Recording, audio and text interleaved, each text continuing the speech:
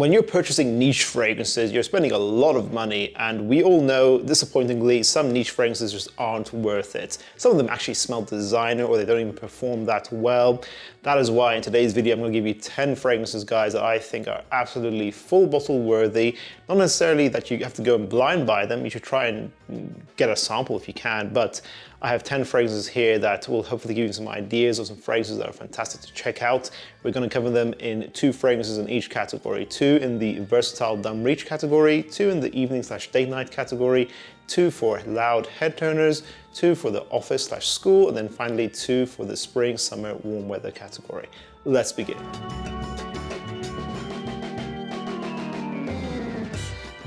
Our own brand's next release will be a mature man's creative date night scent that focuses on notes of whiskey, tobacco, and is a vanilla-based Fougère fragrance. And that is our very own Mr. Mesmeric. Mr. Mesmeric will be available for 200 bottles only for pre-order from the 30th of September to the 4th of October. If you guys want to make sure you don't miss out, click the link in the description below to sign up for notifications or to make your purchase of Mr. Mesmeric depending on when you're watching this. Versatile fragrance number 1. This is a very cold weather appropriate versatile scent, I will say. That is Parfum de Marly's Carlisle. In the cold weather, this can be your versatile signature both for the day and night time. Overall, it's a thicker, darker scent. If you want a dark signature, Carlisle is one of the best to do it, really. This is a masterpiece. Nutmeg, rose, apple, vanilla in here. This is like a dark, sweet apple pie scent that's spiced beautifully.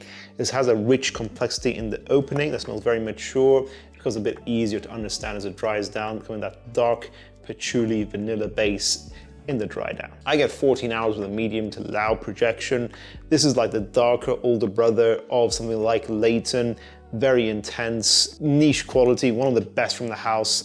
This is what I used to love about Parfum de Marly. They went a bit more designer-esque in their recent creations, unfortunately. They're not about house, definitely not, but this is niche. This is really special. One of the best from the house that people should try out. Tom Ford Fougère d'Argent. Yes, I'm including private line fragrances. I'm gonna see them as niche.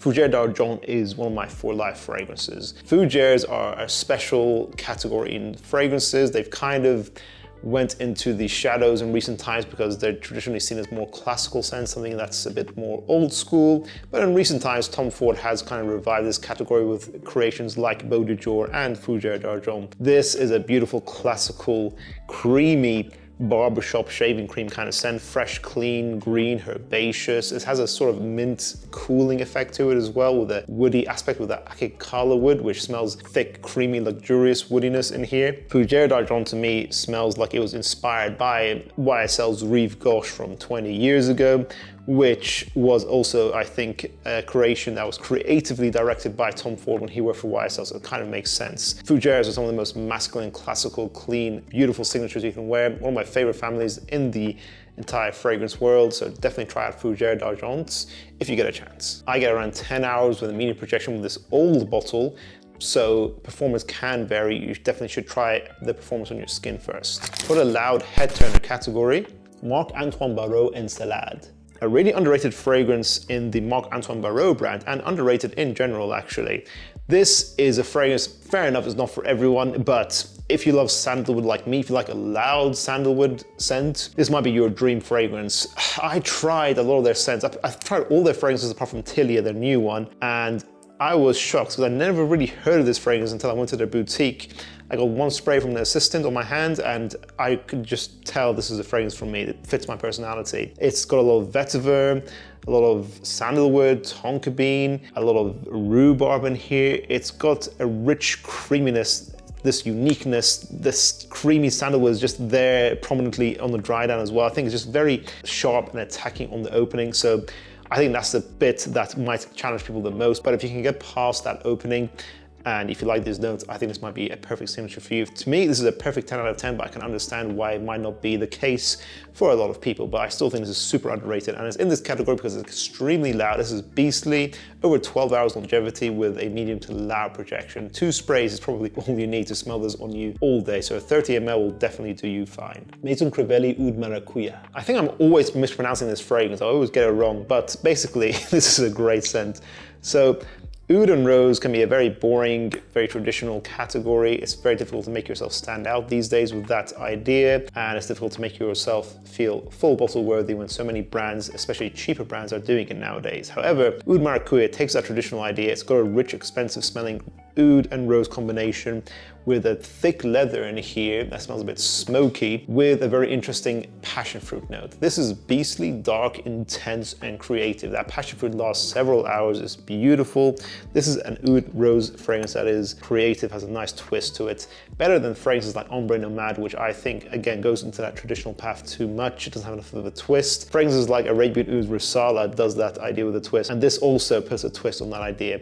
I will also say MFK's Oud Satin Mood puts a gourmand Turkish delight twist on that idea. So these are the kind of fragrances I recommend for rose and oud nowadays. Oud Maracujá is absolutely full bottle worthy. It's a standout fragrance from the brand. It gets a lot of hype. This gets about 14 to 16 hours with a medium to loud projection as well. A beastly fragrance that is sexy and unique. I love it. Very masculine also. For the evening date night category, we're going with Jazz Club by Maison Margiela. It is debatable if this can be considered niche. I will say Maison Margiela by the replica line does go in the niche realm in general, even though they're technically a fashion designer house. I will say for this video's sake, this is a niche category fragrance. Jazz Club is beautiful, one of the best from the brand, probably the #1 fragrance from the brand actually. Ambery, tobacco, boozy, smells like a lively jazz club like the fragrance is aiming for, which is great. It's very creative that they can do that. It has a beautiful balance of all the different notes. This is sort of like a niche Dolce & Gabbana, the one Eau de Parfum, has similar aspects that takes it into the niche realm. 6 hours longevity with a soft to medium projections and all the best performer, but I still think it's easily worth it. This is a great date night scent. It smells masculine and sexy, very well balanced. Xerjoff Naxos. This can easily make it on this kind of list. This is full bottle worthy, absolutely. This is one of the best from the brand still to this day. The most beautifully balanced amber tobacco. You're kind of seeing a theme in my date night picks right now, guys, but amber, tobacco, honey, lavender. It's so beautifully balanced and it just smells so rich. And the musks used in here and the tonka beans is all just blended so creatively and so nicely together. It smells like a rich, clean iron shirt kind of musks, very expensive smelling musks that just works really well. 10 hours longevity with a medium projection. This is great for a date night and for a special occasion, and it's one of the best from Xerjoff, and it can be used in 3 out of 4 seasons, excluding the summertime. So to me, this makes it a no-brainer to at least try out. I think it's absolutely full bottle worthy in the brand. In the professional office/school category, we're going first with Creed's Green Irish Tweed. A classic from the brand that still stands the test of time. It came out in the 80s, came out around the same time as Cool Water, made by the same perfumer. And I just think this smells super rich. This is definitely signature material, but I think this could be great for the office. It smells professional, clean, green, musky, soapy, really thick. 10 hours longevity with a medium projection. It smells like money. It smells like a soapy Irish green field. It does have that greenness to it, which not every man likes nowadays, but if you want to go to that classical time when green notes were more prominent in fragrances, Green Irish Tweed is a classic. I think Aventus gets a bit too much hype nowadays. I think it was great in the old days when the first batches came out, but nowadays I still think Green Irish Tweed is easily worth the money. It's probably the most full bottle worthy release in Creed right now. As long as they haven't reformulated it. I don't think they have as far as I can tell, but yeah, my bottle, beastly, I love it. Acqua de Parma Oud. This is a very unique oud fragrance. Acqua de Parma is a very elegant, gentlemanly, Italian smelling brand in general. And I think Acqua de Parma Oud is a very interesting, balanced oud. It's a synthetic oud that mixes citruses and aquatics in there. It slightly has that Colonia old school vibe in there also, but it smells modern. It's just a very interesting twist on what oud should be. It smells balanced, it smells Western.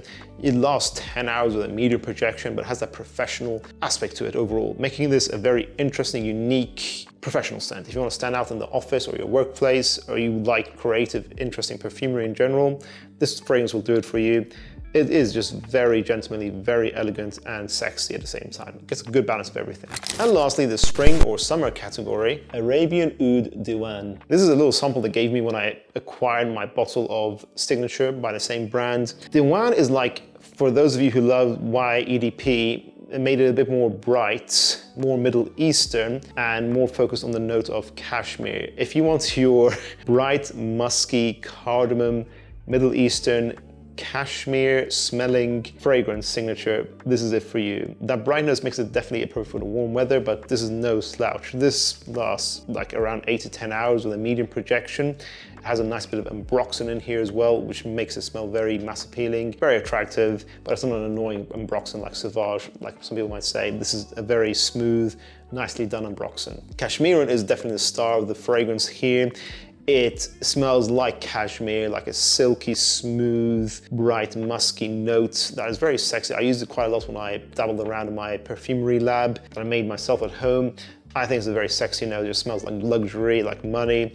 This can definitely replace something like YEDP. It's not a clone at all. Arabian Oud is not a clone house, but this is just a very sexy signature, one of the best from the house. I've got my little sample here. They often do discounts on their website, so maybe I'm just gonna wait for one of their discounts to drop on there and then acquire a bottle of this. This is a really sexy fragrance. And lastly, Xerjoff Uden. This is one of the best from Xerjoff as well. If you go to a store assistant that represents the brand, they'll often recommend you this fragrance as one of the first, maybe this along with Naxos. Uden is very easy to love, very easy to understand. Citruses, coffee, a little bit of rum in here as well as the boozy note, and then is warm woody ambers underneath. A very beautiful, balanced, but still bright scent. I would say the best seasons for this are the spring and the summer, but you can probably rock this all year round. I think this works in the autumn time as well, honestly, because of that warm coffee note in there. It has everything kind of balanced and fine-tuned perfectly, so you get just a bit of everything, making it a really nice, versatile signature, actually.